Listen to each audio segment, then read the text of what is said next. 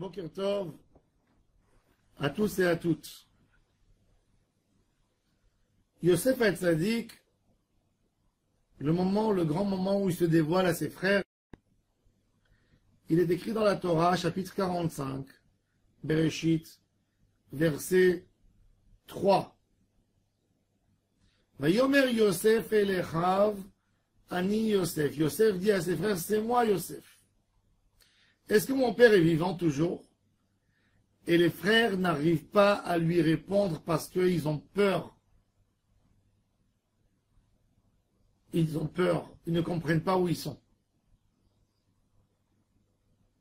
Et Yosef qui les appelle, approchez-vous de moi. Et il s'approche. Moi je suis votre frère Yosef que vous m'avez vendu en Égypte.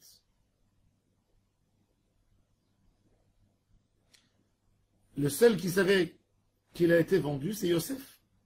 Même Binyamin ne savait pas. Même Binyamin ne savait pas. Et c'est pour ça que quand Yosef s'est dévoilé aux frères, même Binyamin n'a pas assisté, parce que quand les frères, ils ont vendu Yosef, ils ont fait jurer tout le monde que celui qui raconte ce secret, il sera excommunié dans ce monde et dans l'autre monde.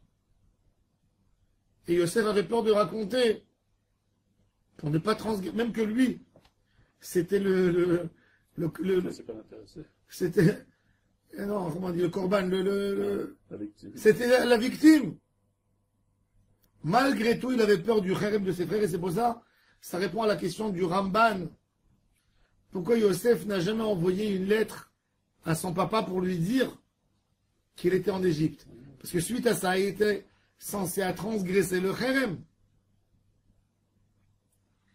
Binyamin a été mis dans une prison, et Yosef, il parle avec les frères.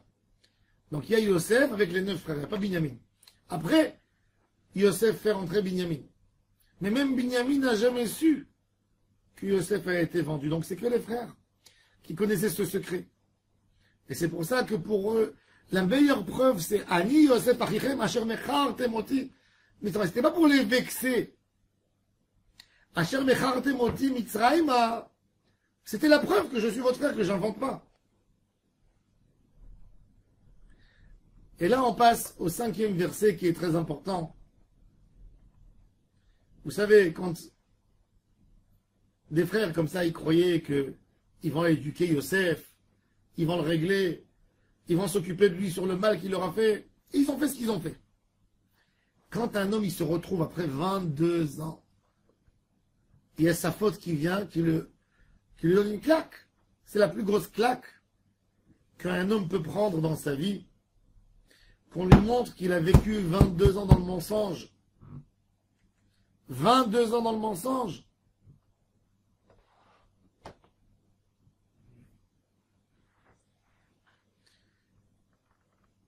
Alors Yosef dit à ses frères, Ve'ata al te'atzevu. Il y a des moments à tout. Le but de ce que je me suis dévoilé, c'était pas pour vous maintenant que vous demandez pardon. Maintenant, le but, c'est d'aller vite et de ramener votre papa ici en Égypte. Un jour, vous devriez affronter votre passé. Un homme, il a de temps en temps des prises de conscience de son passé. Des choses qu'il a fait, qui ont fait un très mauvais résultat, qui ont fait un échec, qui ont fait du mal aux autres. Et il a besoin de réparer ce qu'il a fait. Mais l'homme a un problème à affronter son passé.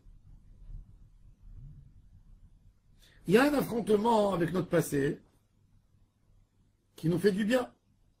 Il y a un homme qui, quand il parle de son problème, c'est pour évoluer, c'est pour devenir meilleur, c'est pour ne plus refaire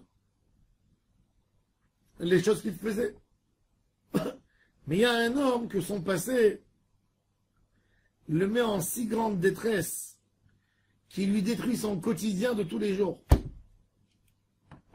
Et ça, c'est une fausse teshuva. C'est un faux cheshbon hanefesh.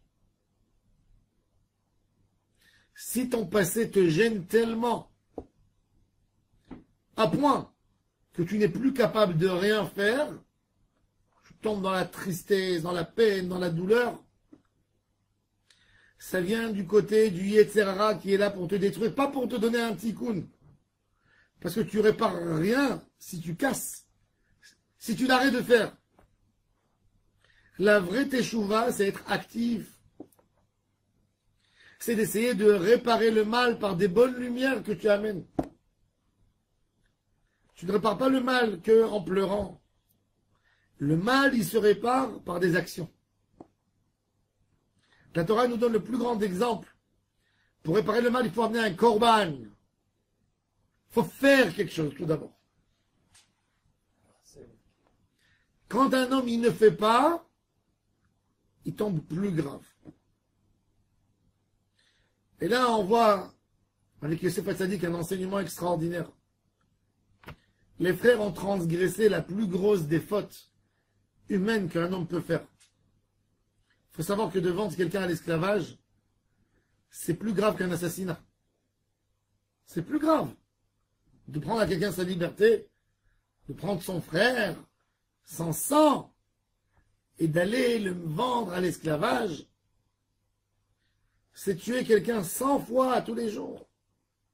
C'est transgresser la Aseret Adiberot, l'Otignov, c'est Begonev Nefashot Akatuv Medaber.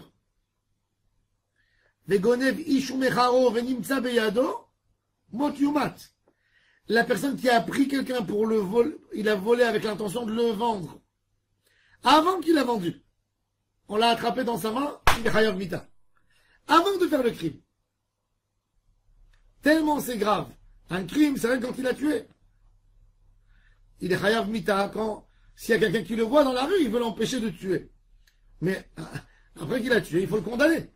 Tandis que quelqu'un qui a volé un homme pour aller le vendre en esclavage, il est Chayav Mita même si sa volonté n'a pas été réalisée.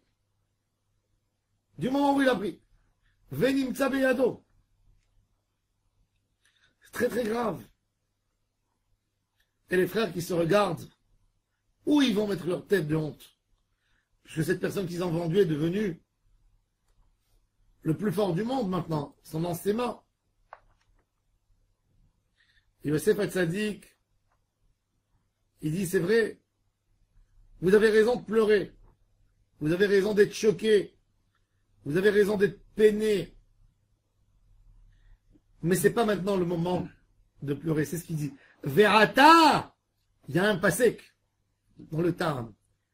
Ve'ata al-te'atzem, mais c'est pas de dire.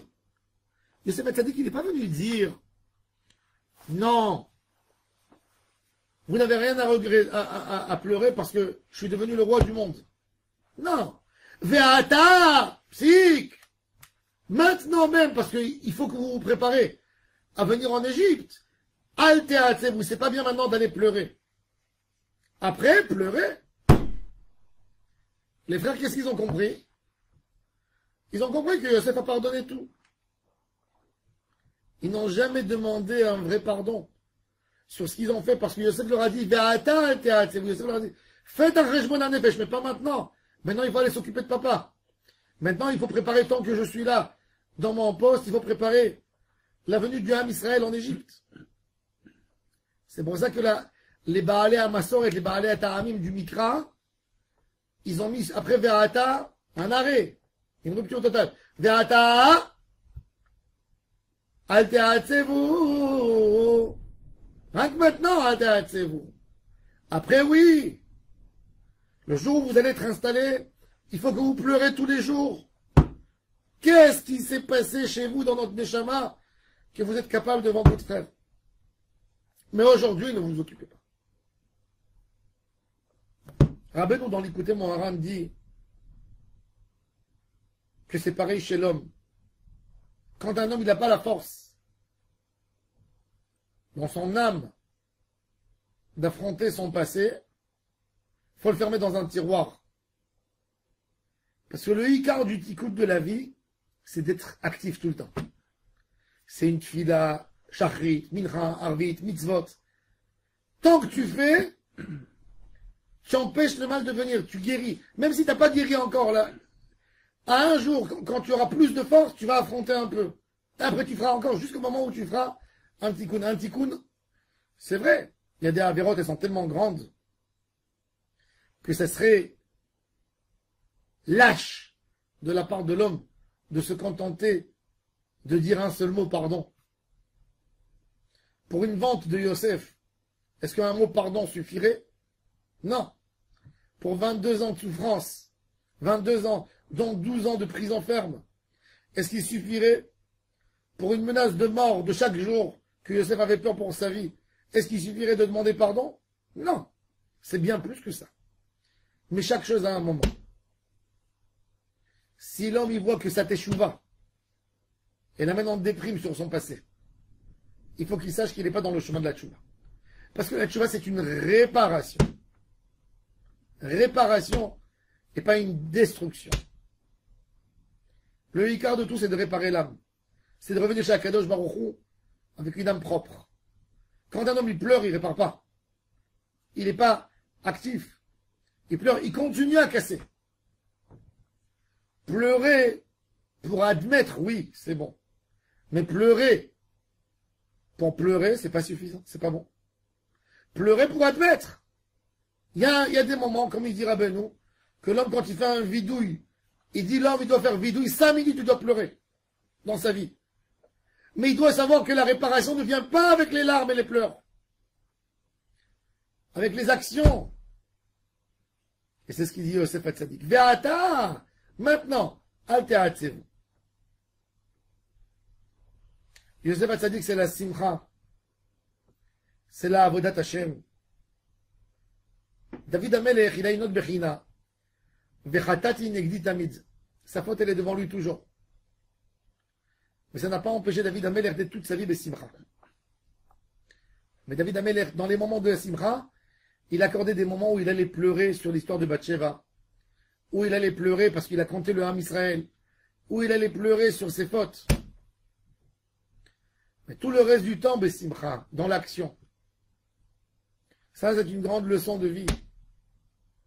Quand quelqu'un son passé lui fait pleurer, le met en peine de ne pas être capable de rien faire, c'est que du Yeterara. C'est la punition sur sa Avera.